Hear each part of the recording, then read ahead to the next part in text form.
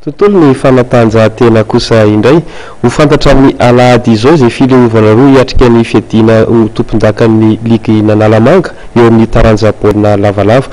Ho tanterahana ny alahady izao eny amin'ny Dota-penaka ny lalao manasa-dala izay ikatrohan'ny IRC sy FTM Andaniny ary ny 3FP sy ny TFM Akasina ankilany.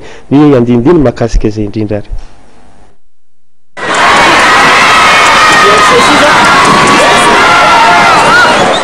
Tonga eo amin'ny tsotsoromamba isarahana ny fiadiana ny tompondakan'ny ligy Nanalamanga eo amin'ny taranja baolina lavalava.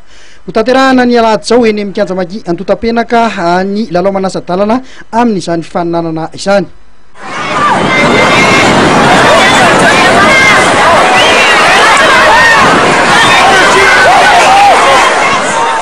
Ny ekipan'ny komina Antananarivo renivohitra sy ny FTM Manjakaray no hanokatra ny lalao manasa-dalana voalohany.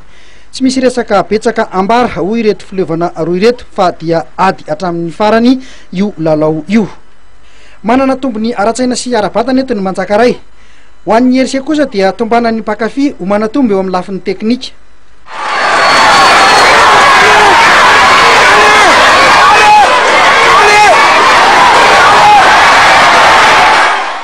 Eo amin'ny lalao manasa-dalana faharoa kosa indray dia ny fiaonana eo amin'ny 3FP sy ny Boikely Manohitra avy eny Akasina.